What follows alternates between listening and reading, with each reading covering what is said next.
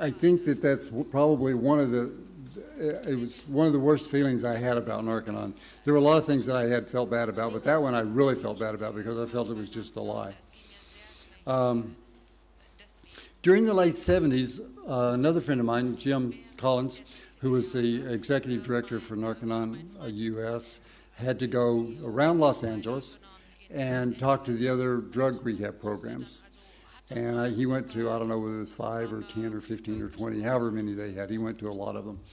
And they all got together and they were talking about their success rate. The normal success rate for a drug rehab program is somewhere between 1% and 3%. And that's what Narconon's is, somewhere between 1% and 3%. And that's because there's a formula to get people off drugs. And the formula is the guy needs to want to get off.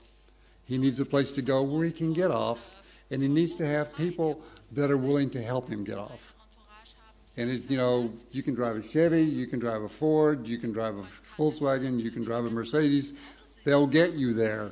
It's your choice, but they'll get you there. And that's the same way with the guys on drugs.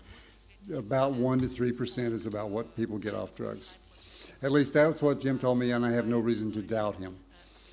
And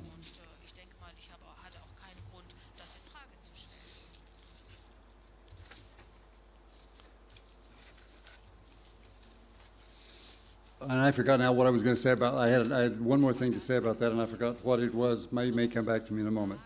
At the end of my 3.5-year contract, or 2.5-year contract that turned into 3.5 years,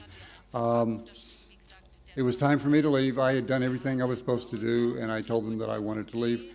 And I had even, one of the things you're supposed to do is you're supposed to get someone to replace you.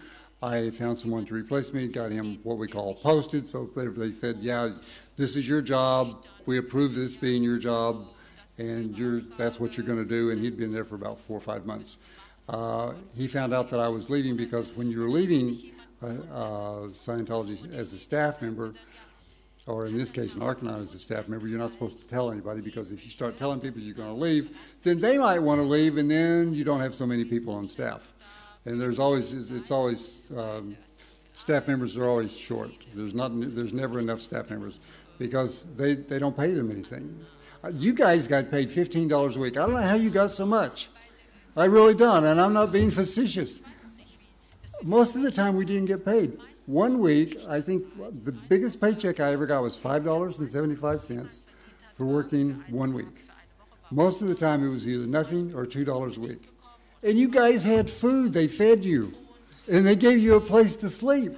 We had to provide our own food, we had to provide our own clothes. You had uniforms, right? We had to provide our own food, our own clothes, and we had to provide our own place, we had to pay rent. We had to find a place to sleep. Someone said yesterday that they stayed in a house on La Brea that was Charlie Chaplin's. Well, we stayed in a house on Westmoreland that was Charlie Chaplin's. I wonder if this Charlie Chaplin fellow's been getting around. I don't know. I was like, you know, that was when I first went to Los Angeles in 1974. They said, this is Charlie Chaplin's old house. It was a big old house. It was a 3-story house, and it was on Southwest Moreland. So now I find out he's got one on La Brea also. I guess that guy was rich. Anyway, most of the time we didn't get paid very much, if at all.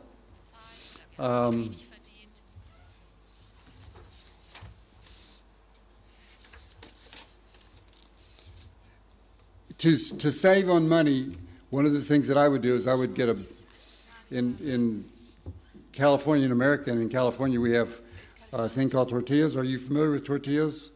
Mexican, they're like Mexican flatbread. We had these big flour tortillas about like that, and I would get those, and I would eat peanut butter and jelly, and that would be my lunch. I would eat my lunch at my desk, and that would cost me about less than $1 for lunch. So that was one of the ways that we saved money. We worked on the weekends. We found part-time jobs on the weekends so that we could make enough money to pay the rent. We stayed at this Charlie Chaplin house, and there was probably about 30 or 40 Scientologists staying there. And we rented different rooms and paid rent on the rooms. And that's how we survived. If somebody had a car, it was a car that they had prior to getting into Narconon or Scientology, and everybody was, we could get 6 or 8 people in a Volkswagen. We was a little cramped, but we could get a lot of people in a Volkswagen. We lived about 3 miles from where we worked, so or maybe 5. So it was a bit of it would have been a bit of a walk, and the bus ride would have taken quite a bit of time.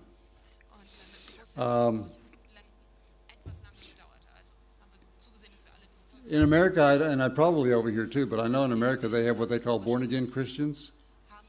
And somebody was talking about wogs yesterday, and that's the worldly Oriental gentleman. It's a derogatory term that the British made up for the Indians, and that's what Mr. Hubbard and the other Scientologists call people that are not Scientologists.